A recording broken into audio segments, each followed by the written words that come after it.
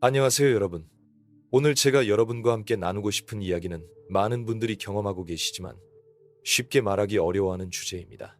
혹시 여러분 주변에 항상 자신이 옳다고 주장하며 다른 사람의 감정은 전혀 고려하지 않는 사람이 있으신가요? 여러분이 그 사람 앞에서는 항상 작아지고 자신감을 잃게 되는 그런 관계를 경험하고 계신가요? 많은 경우 우리는 이런 상황에서 내가 예민한 걸까, 내가 부족한 걸까라며 자신을 의심하게 됩니다. 하지만 오늘 제가 전해드릴 메시지는 다릅니다. 하나님께서는 우리를 보호하시기 위해 때때로 이런 사람들의 진짜 모습을 드러내 보이십니다. 그리고 그 신호들을 알아차릴 수 있다면 우리는 더 이상 혼란스러워하지 않고 명확하게 상황을 판단할 수 있게 됩니다. 저는 지난 15년간 상담 현장에서 수많은 분들이 나르시시스트와의 관계로 인해 깊은 상처를 받고 자존감을 잃어가는 모습을 지켜봤습니다. 그리고 동시에 하나님의 은혜로 그 관계의 진실을 깨닫고 회복되어가는 놀라운 변화도 목격했습니다. 오늘 이 영상이 여러분에게도 그런 깨달음과 희망의 시작점이 되길 간절히 바랍니다. 영상을 시작하기 전에 이런 깊이 있는 내용을 지속적으로 받아보고 싶으시다면 구독 버튼을 눌러주시고 알림 설정도 해주세요. 여러분의 구독과 응원이 저에게는 정말 큰 힘이 됩니다. 오늘도 소중한 시간을 내어 이 영상을 시청해주시는 모든 분들께 진심으로 감사드립니다. 그럼 이제 본격적으로 시작해보겠습니다. 첫 번째 신호는 바로 그들의 가면이 예상치 못한 순간에 벗겨지기 시작한다는 것입니다. 나르시시스트들은 정말 놀라울 정도로 완벽한 가면을 쓰고 살아갑니다.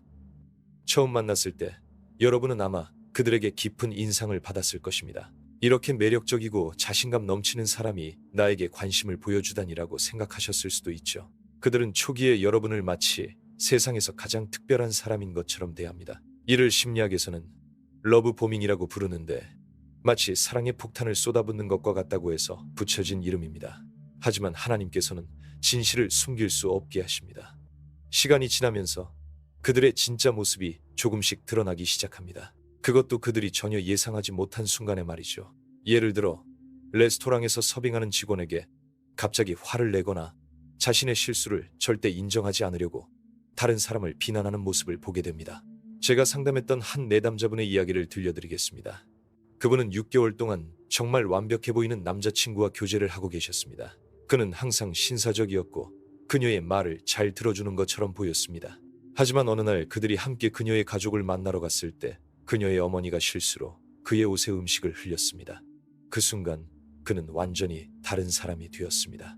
목소리를 높이며 어머니를 비난하기 시작했고 그녀가 말리자 당신 가족은 정말 예의가 없다며 화를 냈습니다. 그 내담자분은 그 순간을 이렇게 표현했습니다. 마치 6개월 동안 알고 있던 사람이 순식간에 낯선 사람으로 변해버린 느낌이었어요.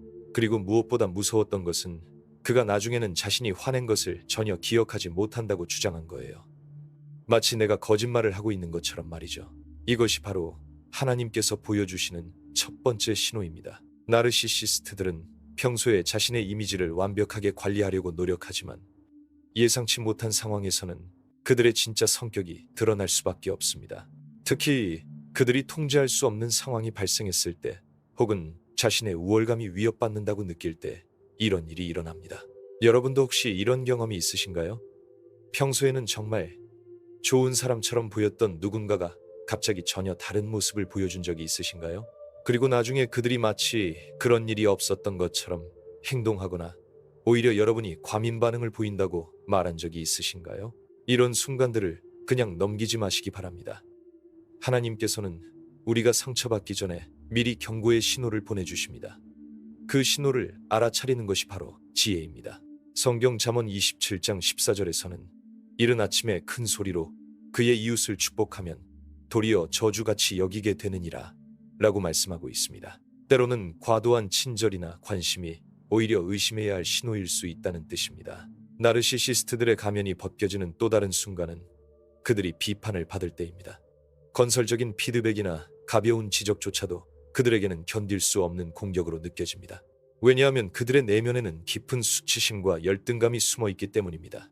완벽한 이미지를 유지하는 것이 그들에게는 생존의 문제나 다름없습니다. 제가 또 다른 상담 사례를 말씀드리겠습니다. 한 직장인 여성분이 오셨는데 그녀의 상사가 나르시시스트적 성향을 보였습니다. 평소에는 매우 카리스마 있고 능력 있는 리더처럼 보였지만 회의에서 누군가가 그의 의견과 다른 제안을 할 때마다 완전히 다른 사람이 되었습니다. 목소리 톤이 차갑게 변하고 그 사람을 무시하거나 모욕하는 발언을 서슴지 않았습니다. 더 심각한 것은 회의가 끝난 후였습니다. 그는 마치 아무 일도 없었던 것처럼 평소의 친근한 모습으로 돌아왔습니다.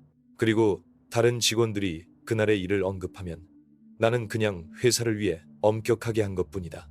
개인적인 감정은 전혀 없었다. 라고 변명했습니다.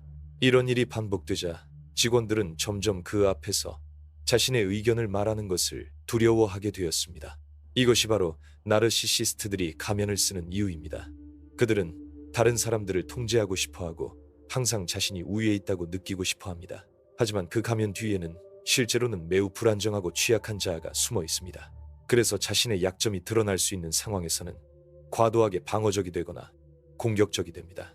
하나님께서 이런 순간들을 통해 우리에게 보여주시려는 것은 단순히 그 사람의 나쁜 면이 아닙니다. 오히려 우리가 건강하지 않은 관계 패턴을 알아차리고 자신을 보호할 수 있는 지혜를 갖기를 원하십니다. 우리가 이런 신호들을 무시하고 계속 그 관계에 머물면 결국에는 우리 자신의 정체성과 자존감을 잃게 될 위험이 있습니다.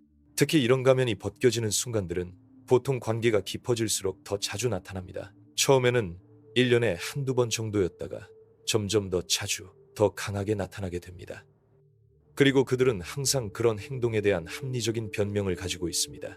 스트레스를 받아서 네가 먼저 화나게 했으니까 내 기준이 높아서 그런 거야 등등 말이죠. 하지만 진정한 사랑과 건강한 관계에서는 실수를 했을 때 진심으로 사과하고 변화하려고 노력합니다. 반면 나르시시스트들은 자신의 행동을 정당화하거나 심지어는 피해자인 여러분이 문제가 있다고 말합니다. 이것을 가스라이팅이라고 하는데 여러분의 현실 인식을 의심하게 만드는 심리적 조작입니다. 두 번째 신호는 그들 주변의 사람들이 하나둘씩 떠나기 시작한다는 것입니다. 나르시시스트들은 처음에는 많은 사람들에게 매력적으로 보입니다. 그들의 자신감과 카리스마는 사람들을 끌어당기는 강력한 힘이 있습니다. 하지만 시간이 지나면서 그들과 가까웠던 사람들이 하나둘씩 거리를 두기 시작하는 것을 목격하게 됩니다. 이것은 우연이 아닙니다. 하나님께서 우리에게 보여주시는 명확한 경고 신호 중 하나입니다. 제가 상담했던 한 여성분의 이야기를 들려드리겠습니다. 그녀는 새로운 직장에서 만난 동료와 친해지게 되었습니다. 그 동료는 정말 매력적이고 재미있는 사람이었습니다. 항상 흥미로운 이야기를 들려주고 사람들의 관심을 끌 줄 아는 사람이었죠. 하지만 몇 달이 지나면서 그녀는 이상한 패턴을 발견하기 시작했습니다. 그 동료가 예전에 친했던 사람들에 대해 이야기할 때 항상 부정적인 내용이었습니다. 전 직장 동료들은 질투가 심해서 나를 이해하지 못했어. 대학교 친구들은 너무 유치해서 더 이상 연락하지 않아. 전 연인은 나를 제대로 인정해주지 않았어. 이런 식으로 말이죠. 처음에는 그냥 운이 나빴구나 생각했지만 점점 더 많은 이야기를 들으면서 패턴이 보이기 시작했습니다. 더 놀라운 것은 현재 그 동료 주변에서도 같은 일이 일어나고 있다는 것이었습니다. 처음에는 그와 매우 가까웠던 다른 동료가 갑자기 차가워지기 시작했고 점심도 함께 먹지 않으려고 했습니다. 나중에 개인적으로 그 동료와 대화할 기회가 있었는데 그는 이렇게 말했습니다. 처음에는 정말 좋은 사람인 줄 알았어요. 하지만 함께 일하다 보니 모든 공을 자기가 가져가려고 하고 문제가 생기면 항상 다른 사람 탓만 해요. 더 이상 함께 일하고 싶지 않아요. 이것이 바로 나르시시스트들 주변에서 일어나는 전형적인 패턴입니다. 그들은 관계를 깊이 있게 유지하는 능력이 부족합니다. 왜냐하면 진정한 관계는 상호 존중과 배려, 그리고 때로는 자신의 잘못을 인정하고 사과하는 것을 포함하기 때문입니다. 하지만 나르시시스트들에게는 이런 것들이 매우 어려운 일입니다. 그들은 관계에서도 항상 우위에 서려고 합니다. 상대방을 동등한 인격체로 보는 것이 아니라 자신의 우월감을 확인해주는 도구나 자신의 필요를 충족시켜주는 수단으로 여기는 경향이 있습니다. 그래서 시간이 지나면서 사람들은 이런 일방적인 관계에 지치게 되고 자연스럽게 거리를 두게 됩니다. 또 다른 상담 사례를 말씀드리겠습니다. 한 남성분이 오셨는데 그의 형이 나르시시스트적 성향을 보였습니다. 어릴 때부터 그 형은 항상 관심의 중심에 서야 했고 가족 모임에서도 모든 대화를 자신 쪽으로 돌리려고 했습니다. 처음에는 가족들이 활발하고 사교적인 성격이라고 생각했지만 시간이 지나면서 다른 가족 구성원들이 점점 가족 모임을 피하기 시작했습니다. 그 형은 다른 형제들의 성취나 좋은 소식을 들으면 축하해주기보다는 자신의 더 큰 성공담으로 화제를 바꾸곤 했습니다. 누군가 어려움을 겪고 있다고 털어놓으면 진심으로 위로해주기보다는 나는 그런 일로는 스트레스 받지 않는데 라며 은근히 상대방을 깎아내렸습니다. 결국 친척들조차도 그가 참석하는 모임은 피하게 되었고 심지어 부모님도 그와의 대화를 점점 줄여갔습니다. 이런 상황에서 나르시시스트들은 자신에게 문제가 있다고 생각하지 않습니다. 오히려 다른 사람들이 나를 질투해서 그런 거야. 사람들이 너무 예민해서 농담도 못 받아들여. 내가 너무 솔직해서 그런 거야. 이런 식으로 합리화합니다. 그들에게는 항상 다른 사람이 문제이고 자신은 피해자입니다. 하나님께서는 우리가 이런 패턴을 관찰할 수 있도록 상황을 허락하십니다. 만약 여러분이 누군가와 관계를 맺고 있는데 그 사람의 예전 친구들이나 동료들, 연인들에 대한 이야기를 들어보시기 바랍니다. 항상 상대방이 문제였고 자신은 잘못한 것이 없다는 식으로 말한다면 주의 깊게 살펴보셔야 합니다. 특히 그들이 과거의 관계들을 끝낸 이유를 들어보시면 더욱 명확해집니다. 상대방이 나를 이해하지 못했다. 너무 요구가 많았다. 질투가 심했다. 수준이 안 맞았다. 이런 표현들이 반복적으로 나온다면 그것은 그들이 건강한 관계를 유지하는 능력이 부족하다는 신호일 수 있습니다. 더욱 중요한 것은 현재 그들 주변의 상황을 관찰하는 것입니다. 만약 그들과 가까웠던 사람들이 하나둘씩 거리를 두기 시작한다면 그리고 그들이 그 이유를 모두 상대방의 탓으로 돌린다면 이는 매우 강력한 경고 신호입니다. 저는 상담 현장에서 이런 말씀을 자주 드립니다. 한 사람과의 관계가 잘못되었다면 그것은 우연일 수 있습니다. 두 사람과의 관계가 잘못되었다면 불운일 수 있습니다. 하지만 모든 관계가 똑같은 패턴으로 잘못된다면 그것은 우연이 아닙니다. 나르시시스트들은 또한 다른 사람들이 자신을 떠나는 것을 견디지 못합니다. 왜냐하면 그것이 그들의 완벽한 이미지에 금이 가는 것을 의미하기 때문입니다. 그래서 누군가 그들로부터 거리를 두려고 하면 처음에는 더욱 매력적으로 행동하려고 합니다. 마치 처음 만났을 때처럼 관심과 애정을 쏟아부어서 상대방을 다시 끌어당기려고 합니다. 하지만 이것도 오래가지 않습니다. 상대방이 계속 거리를 둔다면 이번에는 공격적으로 변합니다. 그 사람의 인격을 공격하거나 다른 사람들에게 그 사람에 대한 나쁜 이야기를 퍼뜨리기도 합니다. 원래 그 사람은 성격이 이상했어. 나만 몰랐지. 다른 사람들도 그 사람을 안 좋게 봤어. 이런 식으로 자신의 이미지를 보호하려고 합니다. 성경 잠언 18장 1절에서는 무리에게서 스스로 나뉘는 자는 자기 소욕을 따르는 자라 모든 참 지혜를 배척하느니라 라고 말씀하고 있습니다. 진정으로 지혜로운 사람은 다른 사람들과 조화롭게 살아갈 줄 알지만 자기 중심적인 사람은 결국 혼자가 되기 마련입니다. 세 번째 신호는 그들이 다른 사람들을 조종하려는 시도가 더욱 노골적으로 드러난다는 것입니다. 나르시시스트들은 본질적으로 다른 사람들을 통제하고 조종하려는 강한 욕구를 가지고 있습니다. 처음에는 이것이 매우 교묘하고 은밀하게 이루어지기 때문에 알아차리기 어렵습니다. 하지만 하나님께서는 시간이 지나면서 그들의 이런 시도들이 점점 더 명확하게 드러나도록 허락하십니다. 제가 상담했던 한 부부의 이야기를 들려드리겠습니다. 아내분이 오셨는데 남편의 행동 때문에 심각한 혼란을 겪고 계셨습니다. 결혼 초기에는 남편이 매우 세심하고 배려 깊은 사람으로 보였습니다. 아내의 옷차림부터 친구 관계까지 모든 것에 관심을 보이고 조언을 해주었습니다. 처음에는 나를 이렇게 아끼고 신경 써주는구나 라고 생각했지만 시간이 지나면서 그것이 조언이 아니라 통제였다는 것을 깨달았습니다. 남편은 점점 더 구체적이고 강압적으로 변했습니다. 그 친구는 너에게 좋지 않은 영향을 줘. 더 이상 만나지 마. 그 색깔 옷은 너에게 안 어울려. 내가 골라준 옷만 입어. 네 가족들이 우리 관계에 간섭을 너무 많이 해. 자주 만나지 말자. 네 번째 신호는 그들의 거짓말과 모순된 행동들이 더 이상 숨겨지지 않는다는 것입니다. 나르시시스트들은 자신의 이미지를 완벽하게 유지하기 위해 수많은 거짓말을 합니다. 작은 것부터 큰 것까지 그들에게 거짓말은 마치 숨쉬는 것처럼 자연스러운 일이 되어버립니다. 하지만 하나님께서는 진실을 숨길 수 없게 하십니다. 시간이 지나면서 그들의 말과 행동 사이의 모순점들이 점점 더 명확하게 드러나기 시작합니다. 제가 상담했던 한 여성분의 이야기를 들려드리겠습니다. 그녀는 1년 넘게 교제했던 남자친구가 있었습니다. 그는 자신을 매우 성공한 사업가라고 소개했고 해외 출장도 자주 다니고 중요한 프로젝트들을 담당하고 있다고 말했습니다. 처음에는 그의 말을 의심할 이유가 없었습니다. 실제로 비싼 옷을 입고 다녔고 좋은 차를 몰고 다녔으니까요. 하지만 몇 달이 지나면서 이상한 점들이 보이기 시작했습니다. 해외 출장을 간다고 했는데 SNS에는 계속 한국에 있는 것처럼 보이는 사진들이 올라왔습니다. 중요한 회의가 있다고 했는데 그 시간에 다른 친구들과 놀고 있는 모습을 목격하기도 했습니다. 그리고 그가 말하는 회사 이야기들도 자세히 들어보니 앞뒤가 맞지 않았습니다. 가장 충격적이었던 것은 우연히 그의 실제 직장을 알게 된 순간이었습니다.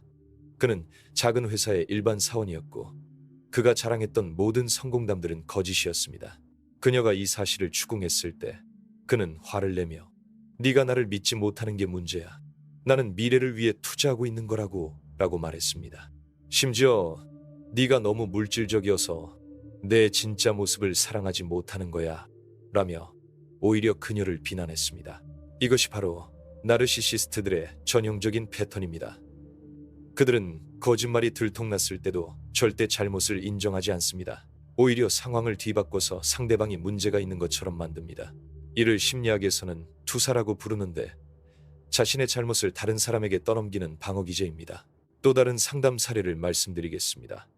한 직장인 남성분이 오셔서 동료에 대한 고민을 털어놓으셨습니다. 그 동료는 항상 자신이 얼마나 바쁘고 중요한 일을 하고 있는지 강조했습니다. 회의에서도 자신이 얼마나 많은 성과를 올렸는지, 얼마나 많은 클라이언트들이 자신을 찾는지 자랑하곤 했습니다. 하지만 실제로 함께 일해보니 전혀 달랐습니다.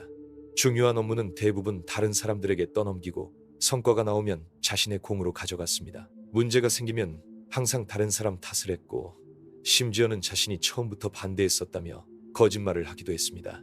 가장 황당했던 것은 그가 상사에게 보고할 때였습니다. 팀 전체의 성과를 마치 자신 혼자 한 것처럼 보고했고 다른 팀원들의 기여는 전혀 언급하지 않았습니다. 이런 일이 반복되자 팀원들은 점점 그와 함께 일하기를 꺼려하게 되었습니다. 나르시시스트들의 거짓말은 단순히 남에게 잘 보이려는 것을 넘어서서 자신도 그 거짓말을 믿게 되는 경우가 많습니다. 그들은 현실과 자신이 만든 환상 사이의 경계가 모호해집니다. 그래서 거짓말이 들통났을 때도 진심으로 억울해하며 자신이 피해자인 것처럼 행동합니다. 성경 요한복음 8장 44절에서는 그는 거짓말쟁이여 거짓의 아비가 되었음이라 라고 말씀하고 있습니다. 거짓말은 결국 더 많은 거짓말을 낳게 되고 그 사람의 인격 전체를 부패시키게 됩니다. 하나님께서는 이런 거짓들이 결국 드러나게 하시어 우리가 진실을 깨달을 수 있도록 하십니다.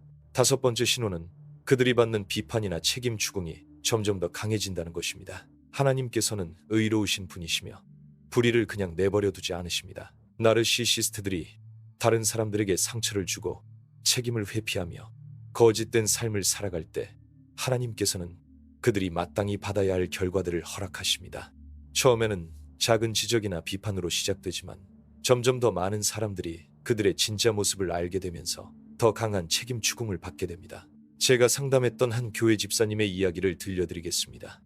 그 교회에는 매우 카리스마 있고 말씀을 잘 전하는 부목사님이 계셨습니다. 처음에는 모든 성도들이 그분을 존경하고 따랐습니다. 그런데 시간이 지나면서 몇몇 성도들이 개인적으로 그분과 상담을 받거나 가까이 지내면서 이상한 점들을 발견하기 시작했습니다. 그분은 상담할 때 상대방의 약점이나 비밀을 듣고는 나중에 다른 사람들에게 그것을 은근히 흘리곤 했습니다. 기도 제목으로 나누는 것이라고 포장했지만 실제로는 그 사람에 대한 가십을 퍼뜨리는 것이었습니다. 또한 자신의 실수나 잘못된 판단에 대해서는 절대 인정하지 않고 항상 하나님의 뜻을 잘못 이해한 성도들 탓으로 돌렸습니다. 처음에는 한두 명의 성도들이 조심스럽게 문제를 제기했지만 그분은 사탄이 교회를 분열시키려고 한다며 오히려 그들을 비난했습니다. 하지만 점점 더 많은 성도들이 비슷한 경험을 하게 되면서 결국 장로들과 담임 목사님까지 나서서 문제를 다루게 되었습니다. 그분은 끝까지 자신의 잘못을 인정하지 않았고 결국 교회를 떠나게 되었습니다. 이런 상황에서 나르시시스트들은 보통 두 가지 반응을 보입니다. 첫째는 더욱 공격적이 되는 것입니다. 자신을 비판하는 사람들을 공격하고 그들의 동기를 의심하며 심지어는 보복하려고 시도하기도 합니다. 둘째는 피해자 코스프레를 하는 것입니다. 자신이 얼마나 억울하고 불쌍한 피해자인지 강조하면서 동정을 얻으려고 합니다. 또 다른 사례를 말씀드리겠습니다. 한 회사의 팀장이 계속해서 부하 직원들을 괴롭히고 성과는 가로채면서도 책임은 떠넘기는 행동을 반복했습니다. 처음에는 몇몇 직원들이 개별적으로 인사팀에 신고했지만 그 팀장은 요즘 젊은 직원들이 너무 예민하다며 문제를 축소시켰습니다. 하지만 결국 여러 명의 직원들이 집단으로 문제를 제기하게 되었고 심지어 다른 부서에서도 그와 협업하기를 거부하는 상황이 벌어졌습니다. 회사 차원에서 조사가 시작되었고 그의 부적절한 행동들이 하나씩 드러나기 시작했습니다. 그는 마지막까지 회사 성장을 위해 엄격하게 한 것뿐이라고 주장했지만 결국 다른 부서로 좌천되었습니다. 하나님께서는 이런 과정을 통해 우리에게 두 가지를 보여주십니다. 첫째는 진실은 결국 드러난다는 것입니다. 아무리 교묘하게 숨기려고 해도 시간이 지나면 그들의 진짜 모습이 드러나게 됩니다. 둘째는 우리가 혼자가 아니라는 것입니다. 처음에는 나만 이상하게 느끼는 것 같았지만 시간이 지나면 비슷한 경험을 한 다른 사람들을 만나게 됩니다. 잠언 16장 18절에서는 교만은 패망의 선봉이요 거만한 마음은 넘어짐의 앞잡이니라 라고 말씀하고 있습니다. 나르시시스트들의 교만과 거만함은 결국 그들 자신을 파멸로 이끌게 됩니다. 하지만 하나님께서는 그들이 완전히 파멸되기 전에도 여러 번의 기회를 주시며 회개할 기회를 주십니다. 중요한 것은 우리가 이런 신호들을 올바르게 해석하는 것입니다.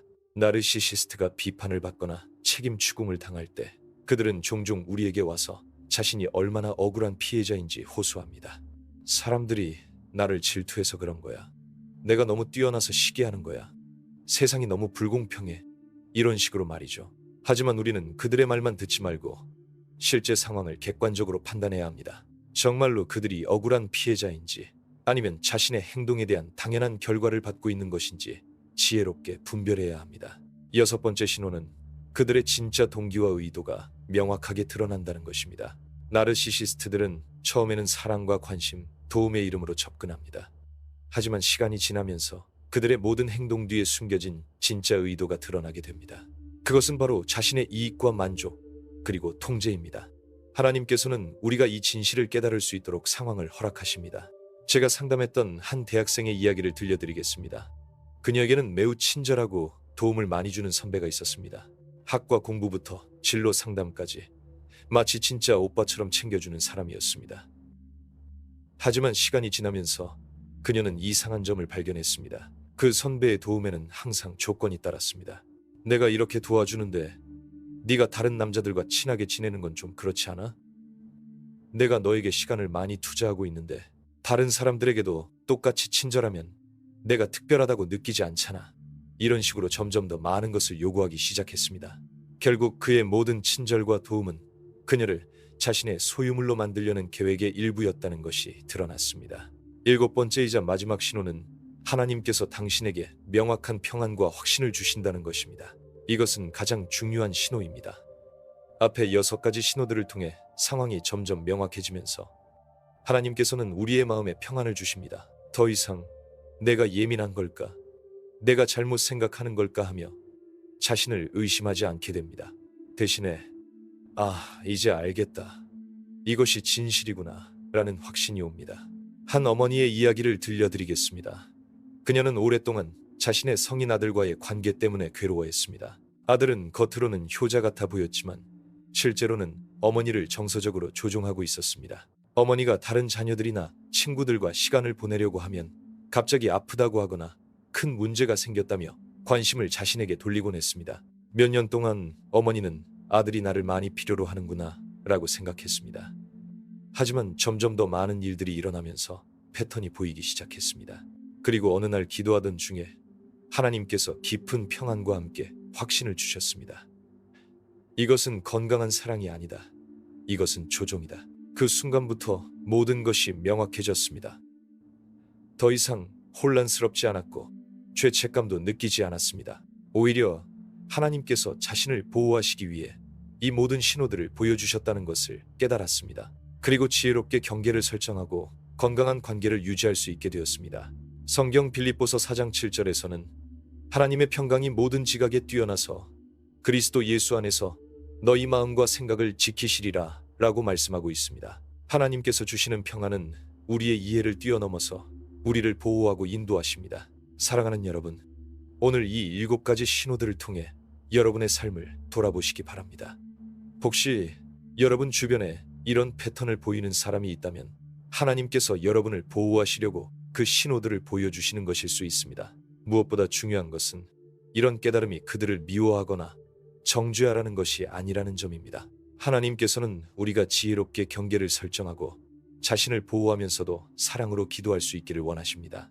나르시시스트들 역시 하나님의 사랑과 치유가 필요한 상처받은 영혼들입니다.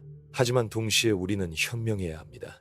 진주를 돼지 앞에 던지지 말라는 예수님의 말씀처럼 때로는 거리를 두는 것이 모든 사람에게 더 나은 선택일 수 있습니다. 하나님께서는 우리가 건강한 관계 안에서 성장하고 번영하기를 원하십니다. 오늘 이 메시지가 여러분에게 도움이 되었다면 댓글로 여러분의 생각을 나눠주세요. 여러분의 경험이나 깨달음 또는 질문이 있으시다면 언제든 편하게 남겨주시기 바랍니다. 여러분의 이야기 하나하나가 다른 분들에게도 큰 위로와 힘이 될 수 있습니다. 그리고 만약 여러분 주변에 이런 어려운 관계로 고민하고 계신 분이 있으시다면 이 영상을 공유해 주세요. 때로는 다른 사람의 객관적인 시각이 우리가 놓치고 있던 진실을 보게 해줄 수 있습니다. 여러분의 작은 관심과 배려가 누군가에게는 인생을 바꾸는 계기가 될 수도 있습니다. 사랑하는 가족이나 친구 또는 소중한 사람이 떠오르신다면 지금 바로 이 영상을 보내주세요.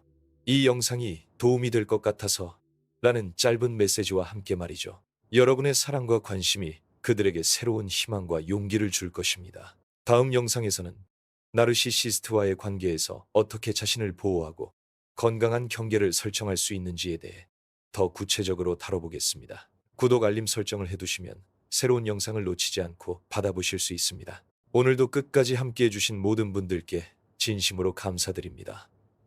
하나님의 지혜와 평안이 여러분의 삶과 관계 안에 늘 함께하시길 기도합니다. 다음 영상에서 또 만나 뵙겠습니다. 감사합니다.